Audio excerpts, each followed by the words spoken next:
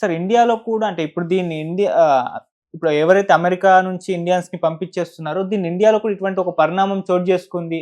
బంగ్లాదేశ్ నుంచి మిగతా పక్క రాష్ట్రాల నుంచి కూడా ఇండియాకి ఇమిగ్రెంట్స్ వచ్చారు. Illegal immigrants. వాళ్ళని ఏ విధంగా అయితే భారతీయ జనతా పార్టీ పంపించేయడానికి ట్రై చేస్తుందో, ఇప్పుడు అదే ట్రంప్ చేస్తున్నారన్న విమర్శలు కూడా వినిపిస్తున్నాయి సార్. దీనిపైన మీ ఒపీనియన్ సార్? అంటే ప్రతి దేశంలో ఇదే సమస్య. ఓకే. ప్రతి దేశంలో ఈ అభివృద్ధి నమూనా, ఈ టెక్నాలజీ ఏదైతే వచ్చిందో దీనివల్ల మనుషులకు పని లేకుండా పోతున్నది. ఓకే. అన్ని దేశాలు జరుగుతున్నది. పని లేకుండా పోతే ఆ పని కల్పించడం ఎట్లా అని ఒక రకంగా ఆలోచిస్తూ, అది కొంచెం చాలా క్లిష్టమైనటువంటి సమస్య అని అనుకున్నప్పుడల్లా ఈ పక్క దేశాల వాళ్ళు మన దేశానికి వచ్చి, అన్ని దేశాల్లో ఈ సమస్య ఉన్నది. పక్క దేశాల్లో మన దేశం వచ్చారు, వాళ్ళు బంగ్లాదేశీస్ వచ్చారు, వాళ్ళు వచ్చారు, వీళ్ళు వచ్చారు, మన దగ్గర ఉండే ప్రజలు వాళ్ళు ఎఫెక్ట్ అయ్యారు. కనుక సమస్యను ఒక రకంగా ఎక్స్ప్లెయిన్ చేయడానికి వీళ్ళు వెళ్ళిపోవాలంటున్నారు. అమెరికా వెళ్ళిపోవాలంటుంది, ఇండియా కూడా వాళ్ళు వెళ్ళిపోమంటుంది. సిటిజన్షిప్ ఇప్పుడు మన దగ్గర ఎవరు సిటిజన్, ఇండియన్ సిటిజన్షిప్ మీద వచ్చినటువంటి చట్టం ఏదైతుందో దానికి వ్యతిరేకంగా పోరాటాలు జరుగుతుంది. ఇది మన దగ్గరే కాదండి, ప్రపంచవ్యాప్తంగా అన్ని దేశాలు ఒక కొత్త సవాల్ను 1980లో నూతన ఆర్థిక విధానం వచ్చింది. ఇప్పుడు WTO సంస్థలు వచ్చాయి. ఇప్పుడు జరుగుతున్నది ఏంటంటే ఆ మోడల్ ఆఫ్ డెవలప్మెంట్ ఒక సాచురేషన్ పాయింట్కి వచ్చింది. అదొక అంతిమ దశకు వచ్చింది ఆ అభివృద్ధి నమూనా.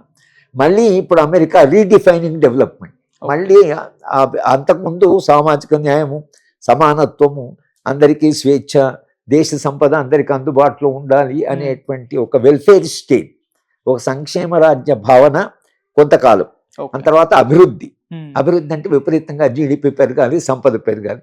అది ఇంకొక దశకు వచ్చింది. ఇప్పుడు ఆ మోడల్ ఆఫ్ డెవలప్మెంట్, సంక్షేమ రాజ్యం ఎట్లయితే ఒక క్రైసిస్లో పడిందో, ఇప్పుడు అభివృద్ధి రాజ్యం అనేది అవుతుందో ఇది కూడా ఇప్పుడు ఒక క్రైసిస్లో పడింది.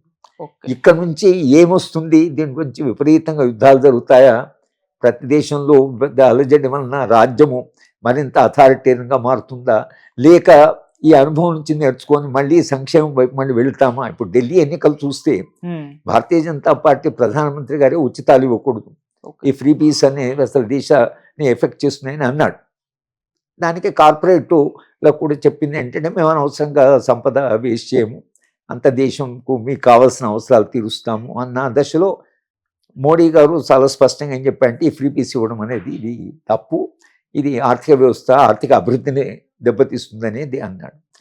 ఏమైంది, మా 10 ఏళ్లలో మళ్ళీ మార్పు వచ్చింది. ఇవాళ ఫ్రీ పీస్ చెప్పకుండా ఎన్నికలు, ఎందుకంటే ప్రజలకు కావాల్సింది సంక్షేమం. ఎన్నికలు అనేది ఓ ప్రాసెస్ ఉంది, ఎంత కాకుండా మీరు ప్రజల దగ్గరికి వెళ్ళాలి. ప్రజల దగ్గరికి వెళ్ళినప్పుడు ప్రజల ఓట్ల ద్వారా వాళ్ళ అసంతృప్తిని చెప్తున్నారు.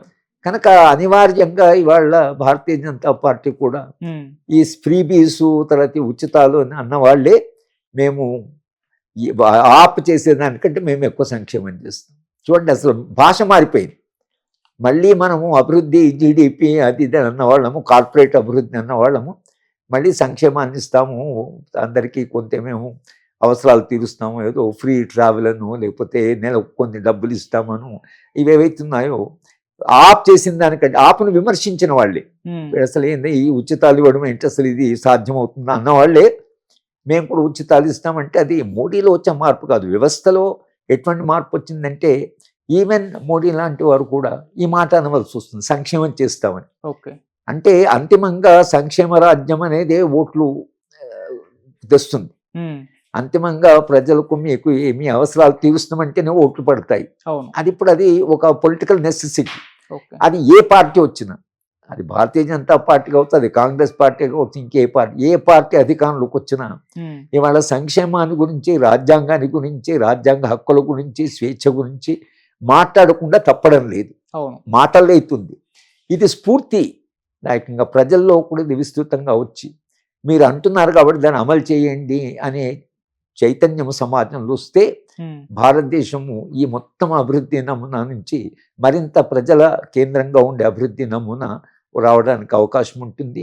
మళ్ళీ ఒక ఆల్టర్నేటివ్ మోడల్, సంక్షేమము అభివృద్ధి అనే కొంతకాలం సంక్షేమమే కేంద్రంగా, సంపద అతి సంపన్నుల దగ్గర కొంత సంపద తీసుకొని, అది అనివార్యం, సంపద తీసుకొని పేదవాళ్ళ మీద, తర్వాత ఎవరైతే మార్జినలైజ్ సెక్షన్స్ ఉన్నారో వాళ్ళకు కావాల్సిన అవసరాలు, అలాగే ఉద్యోగాలు సృష్టించడం. ఒకవైపేమో నిరుద్యోగం, ఈవెన్ ఐటీ ప్రొఫెషనల్స్ కూడా నిరుద్యోగం వచ్చే పరిస్థితి వచ్చింది. ఒకవైపేమో 70 గంటలు పని చేయండి, 90 గంటలు పని చేయండి అంటున్నారు. అరే పని చేసేవాళ్ళు చాలా మంది ఉన్నప్పుడు పని చేసేవానికి 90 గంటలు పని చేయడం ఏంటంటే అది ఈ అభివృద్ధి నమ్మన అటువంటి భాషను వస్తుంది, కానీ వాళ్ళకి అర్థం కావట్లేదు. దేశంలో చాలా రెసిస్టెన్స్ వచ్చింది. అవును, మనిషి పని ఎందుకు చేస్తాడంటే జీవితాన్ని కొంత ఆనందంగా జీవించడానికి, పని కొరకే జీవించడు. నాకు పని చేస్తే కొంత ఆదాయం వస్తే నేను కొంత కంఫర్టబుల్గా కొంత కాస్త ఎంజాయ్ చేయడం కొరకని మనం పని చేస్తాం. నీకు పని చేయడం పొద్దున్న సాయంత్రం నువ్వు పని చేయనంటే పొద్దున్న నుంచి సాయంత్రం దాకా పని చేసిన తర్వాత సంపద ఎందుకు? బ్యాంకులో బ్యాలెన్స్ ఉంది కానీ ఖర్చు పెట్టడానికి సమయం లేదంటే ఏమర్థం వస్తుంది? కనుక అది కానీ అది వాళ్ళ అవసరంగా నారాయణమూర్తి ఎలాంటి వాళ్ళు మాట్లాడారు, కానీ వాళ్ళు ఉన్న సందర్భాన్ని అర్థం చేసుకోకుండా మాట్లాడుతున్నారు. ఇవాళ కావాల్సింది నిజానికి సత్యానాథెండ్ల ఆయన హిట్ రిఫ్రెష్ అనే పుస్తకంలో, ఆయన ఐటీ ప్రొఫెషనల్, ఆయన ఒక పెద్ద కంపెనీ లీడ్ చేస్తున్నాడు. ఆయన పుస్తకంలో ఆయన రాసా అంటే పని గంటలు తగ్గించండి, పని 3 రోజులు ఇవ్వండి వారానికి, పని 3 రోజులు ఇవ్వండి, 3 రోజులు ఇస్తే ఎక్కువ మందిని మనము ఎంప్లాయ్మెంట్ తీసుకోవచ్చు అని చెప్తున్నాడు. లేదా మీరు వీళ్ళ చేతి ఎక్కువ పని చేస్తే సంపదలో వచ్చినటువంటి ఏదైతే 5 వనరులు ఉన్నాయో దాన్ని అన్ఎంప్లాయిడ్ వాళ్ళకు పంచండి, అన్ఎంప్లాయ్మెంట్ అలవెన్స్ ఇవ్వండి, అన్ఎంప్లాయ్మెంట్ అలవెన్స్ అని ఇవ్వండి, లేదా పని అని ఇవ్వండి. పని ఇవ్వాలంటే ఉన్నవాళ్ళ పనిని తగ్గించండి, లేదా మేము పని తగ్గించమంటే నేను సంపదలో వాటా ఇవ్వండి. ఇది సత్యానాథెండ్ల చెప్పిన, ఇది కొంతవరకు కొంత మనకు అర్థం చేసుకోవచ్చు ఈ మాటలు. సత్యానాథెండ్ల వచ్చిన బ్యాక్గ్రౌండ్ వలన, వాళ్ళ తండ్రి బ్యాక్గ్రౌండ్ వలన, తండ్రి కొంత మార్క్సిస్టు అవగాహన ఉన్నవాడు కాబట్టి సత్యానాథెండ్ల తన పుస్తకం రాశాడు. తాను చదువుకునే గదిలో తన తండ్రి ఐఏఎస్ ఆఫీసరు యుగంధర్ గారు ప్రైమ్ మినిస్టర్ సెక్రటరీగా పనిచేయడం, చాలా మంచివాడు, చాలా ఆనెస్ట్. ఆయన మార్క్స్ ఫోటో పెట్టాడు ఈయన గదిలో. పెడితే తల్లి వీడెక్కడ మార్క్సిస్ట్ అవుతాడో అని భయపడి అమ్మ మహాలక్ష్మి బొమ్మ పెట్టి, ఆయన తన ఆటోబయోగ్రఫీ రాసిందంటే నేను మార్క్స్ మహాలక్ష్మి మధ్యన పెరిగాను కనుక ఆయనకి ఇంకా కొంత సంక్షేమము, కాస్త మన పని తగ్గించి వచ్చిన సంపదను కొంత పంచడం అనేటువంటి ఆలోచన ఉన్నవాడు సత్యానాథెండ్ల. అట కాదు, మేము సంపదనే సృష్టిస్తాం, మేము పనులు పట్టించుకోం, మేము 90 గంటలు పని చేస్తాం అంటే అన్ఎంప్లాయిడ్ వాడు ఊరుకోడు కదా, వాడు ఏదో ఒక సమస్య చేస్తాడు. సమాజంలో హింస కూడా, అందుకని ఇప్పుడు ఐటీ ప్రొఫెషనల్స్ కూడా హింసకు పాల్పడుతున్నాం ఒక్కొక్కసారి. ఇప్పుడు మనుషులను చంపే పద్ధతి మీరు చూస్తే, ఇప్పుడు ఆర్మీలో రిటైర్ అయినటువంటి భార్యను ముక్కలు నరికి ఆమె ప్రెషర్ కుక్కర్లో పెట్టి, ఎందుకంటే మనిషి అట్లా ఎందుకు అయ్యాడంటారు? మనిషి జీవితంలో ఆనందంగా ఉన్న మనిషి వాడేటువంటి పనులు చేయడు. ఎందుకు మనిషి ఇంత అసంతృప్తితో ఉన్నాడు, ఎందుకు ఇంత అమానుషంగా మారాడు? ఇవి ఇవాళ మన ముందు ఉండే సమస్యలు. కనుక ఒక